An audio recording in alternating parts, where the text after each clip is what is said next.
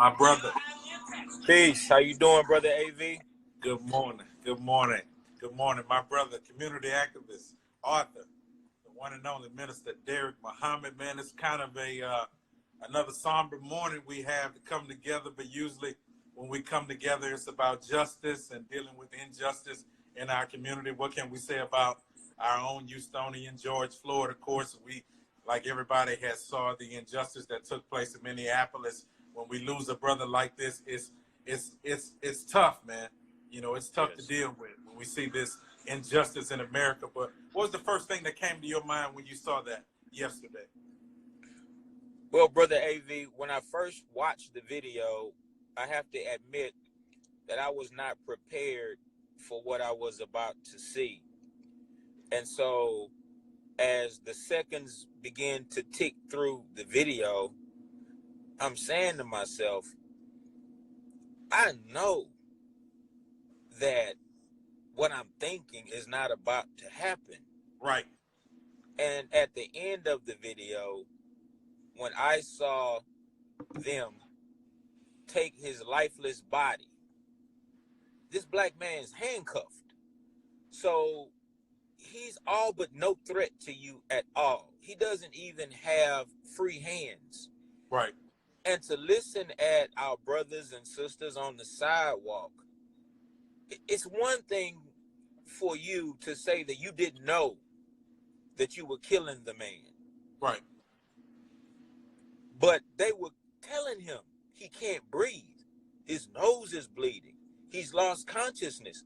And for you to continue to apply that pressure to his neck, I believe that it was an intentional killing. But when they put him on the gurney and I saw that brother handcuffed, just the way they threw him around like a rag doll, yeah, I think it sent a signal and a message to us all that there is still a very live element in this country that does not respect black life, and that if that same police officer, I think his name is Deric or something like that, had he done that to a live dog, yeah, he would have been arrested and thrown under the jail right now, which says that the justice system has more respect for a German shepherd right, than they do for the life of a black man.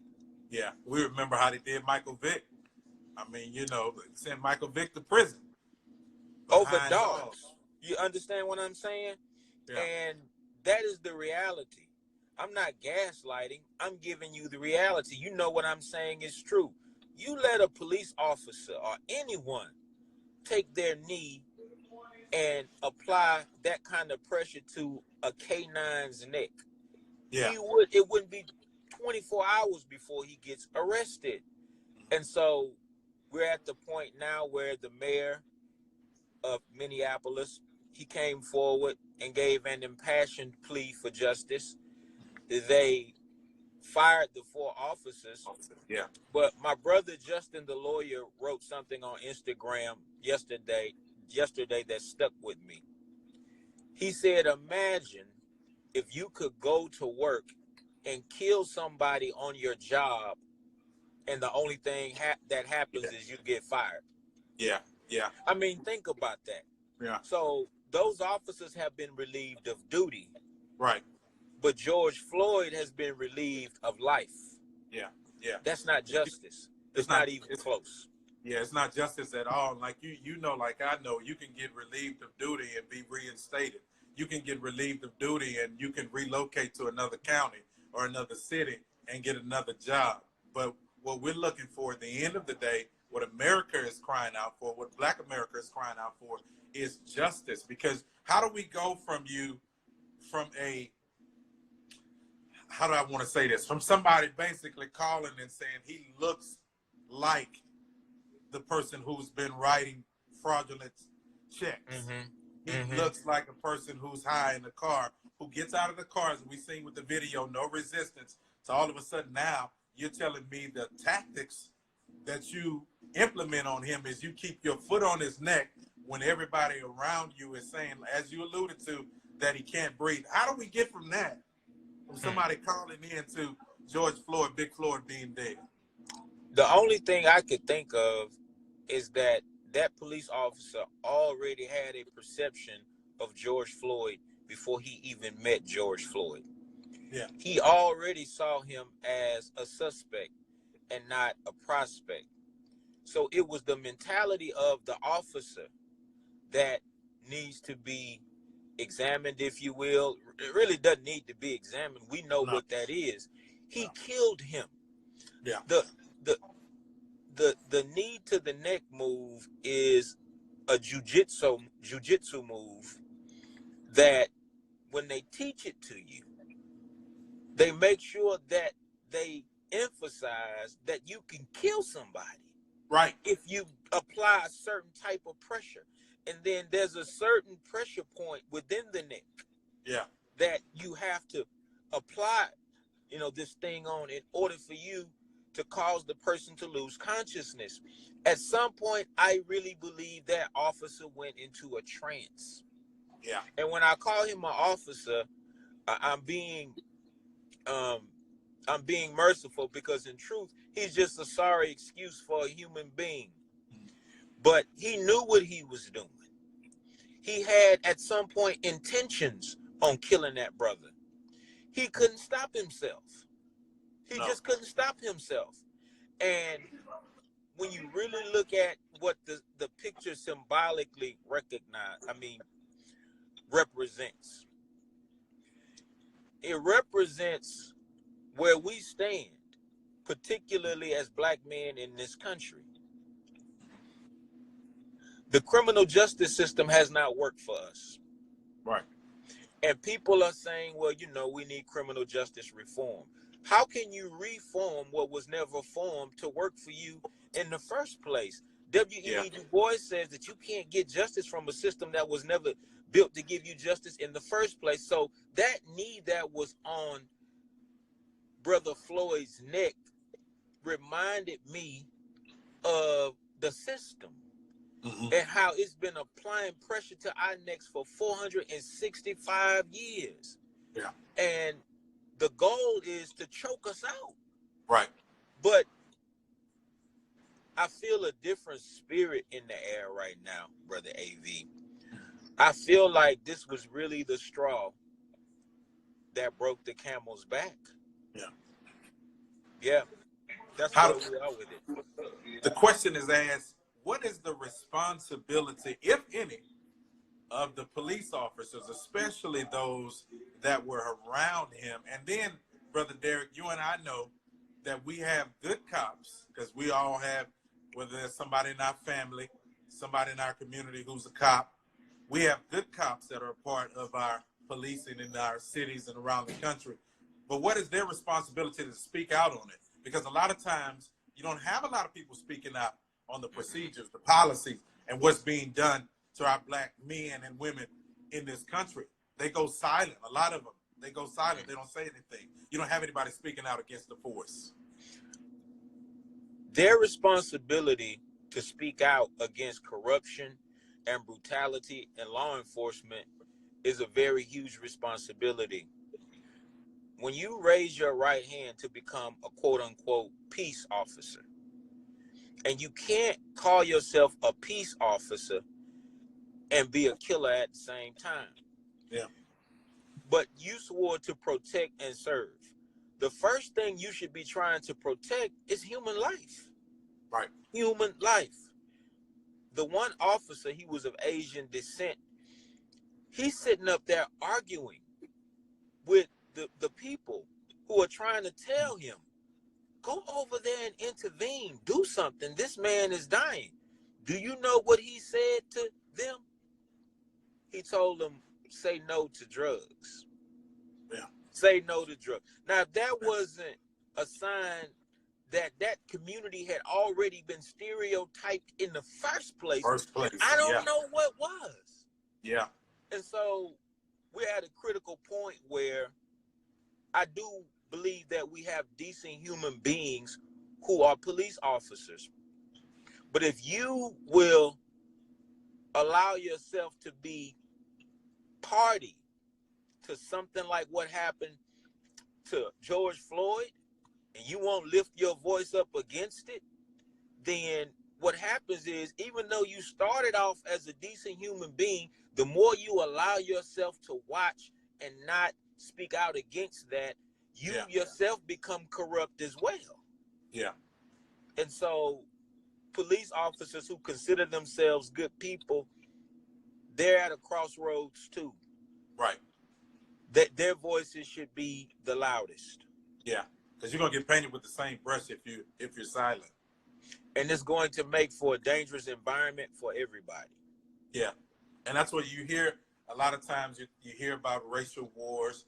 You hear about this time that we live in when everybody is saying this is just going to break out into basically like a civil war. What do you say to that, Brother Deric? I say that anarchy is on the way if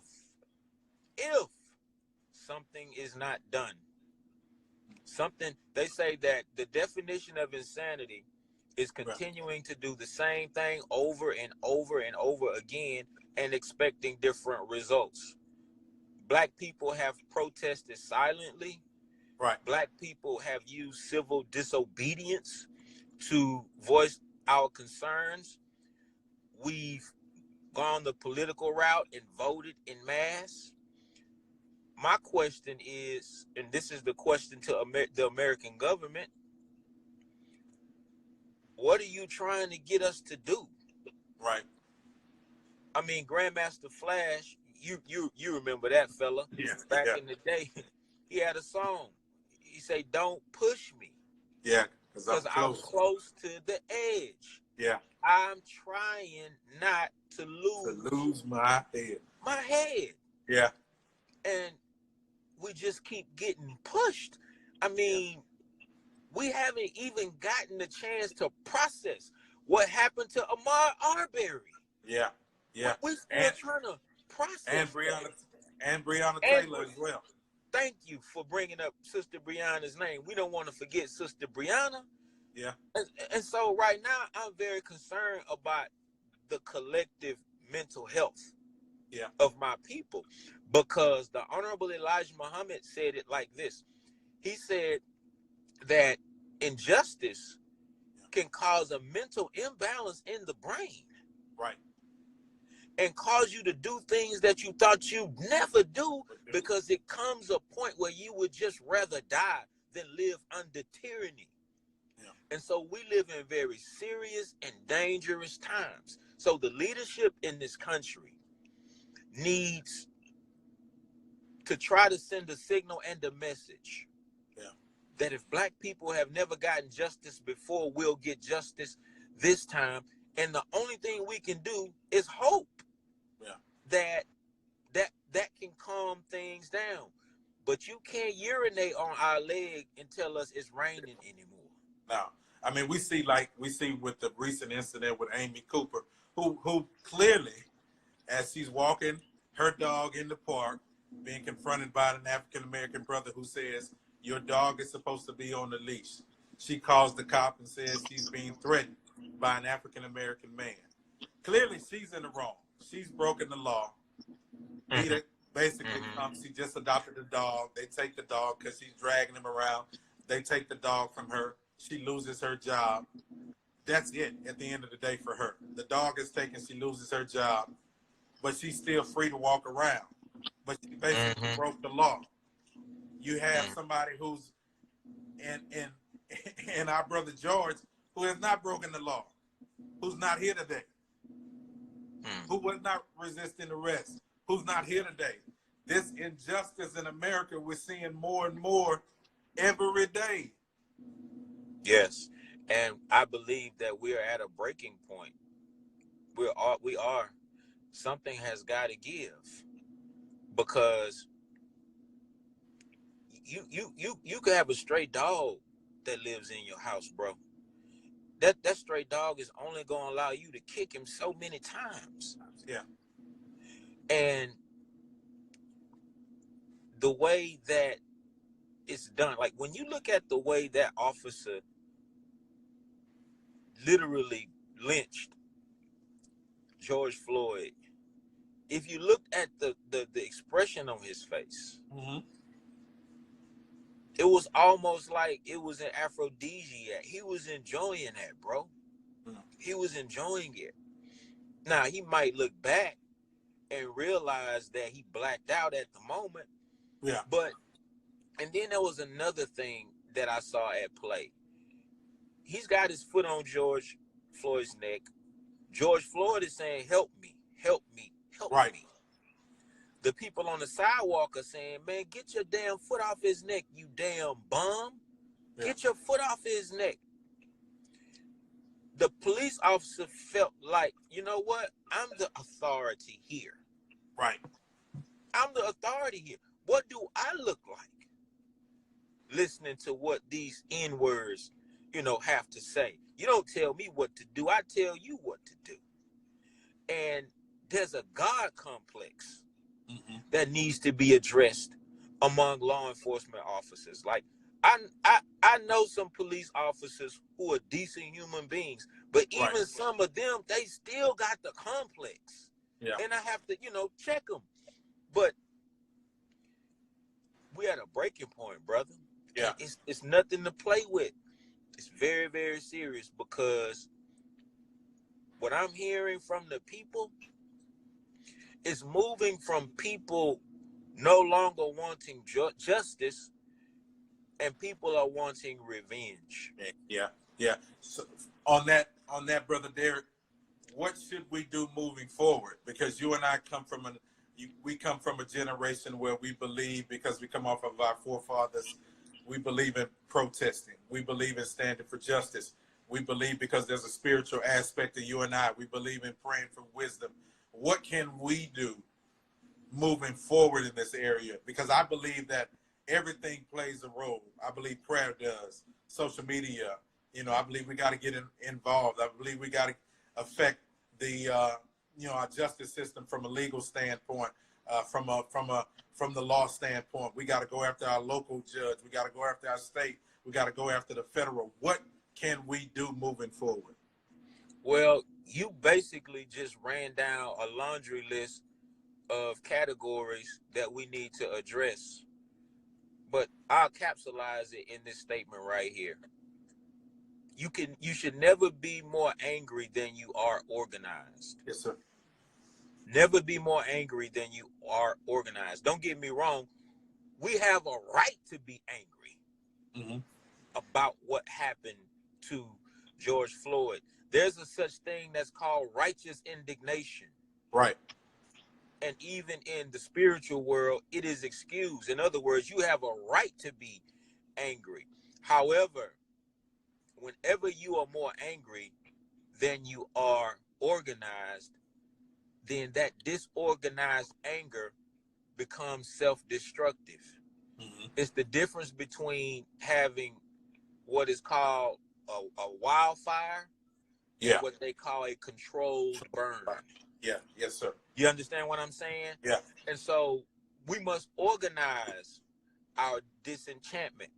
We must organize politically.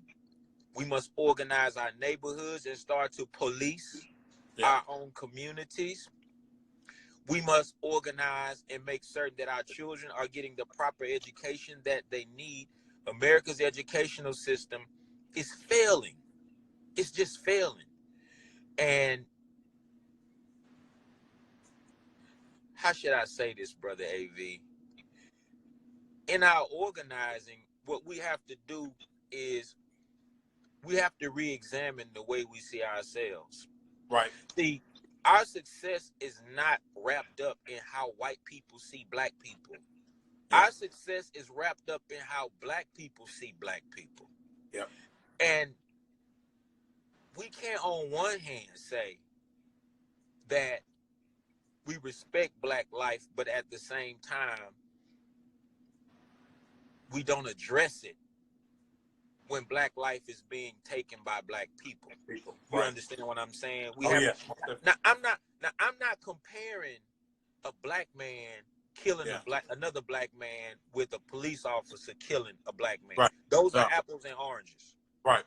Because when we kill one another, when we get caught, then the hammer of justice falls on us swiftly, and the jails are filled up with, situations that reflect such. But when they kill us, they don't pay the price. Don't pay the price. And that's the difference, which is why we got to stop comparing the two. But at the same time, after seeing what happened to George Floyd, you should never want to put your hand around another brother's neck. You should never want to fight another brother or cut another brother or shoot another brother. Yeah. Yeah. And so we have to address that. Yeah, especially in his honor, because that's not something he would stand for. We've seen many videos of him standing up in his community, calling awareness to the fact that we've got to value Black lives, especially when we're dealing with white supremacy in our cops, in our judicial system, in our DA's office, all across this country. When we're dealing with that, the worst thing we can do is be the perpetrators who kill our own. Bruh, if they killing us and we killing us, sooner or later, ain't gonna be no more us. Yeah. Now, not that I believe that the original people of the planet will ever be removed from the planet, but we're losing too many of our own being killed by our own. We have to address that internally, but not get it mixed up with the police brutality issue.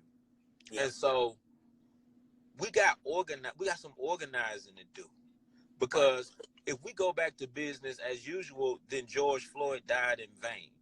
Ahmaud Arbery died in vain. My question to everyone that I talk to is, what are you going to do? Right. Because there's a responsibility that we have, even from, and I want to talk about a couple of things, even from the social media aspect of those who were around at the time that the murder was taking place. What do you say is their responsibility? Because we got a generation that films, that records videos, everything, and I say that has its proper place. But you hear the voice of so many across the country, even this morning, saying that it comes a time they have to put the cameras down and jump in. I mean, that's a catch-22, honestly, Brother AV. And I've heard the same sentiments. People saying, put the camera down and jump in. Yeah. But let's just say myself and the female were witnessing something like that. I don't want her to jump in. Right. Why would I want a woman to put herself in that situation? Don't get me wrong, though. I know many women who would have jumped in. I know many of them. Yeah. Especially if that were like their son. Yeah. But if you've never been in that situation before, you really don't know what it's like. And a lot of people are not ready for that. I understand that, which is why it's one thing for us to talk tough about going get our guns and, rising up. But we're not ready for that.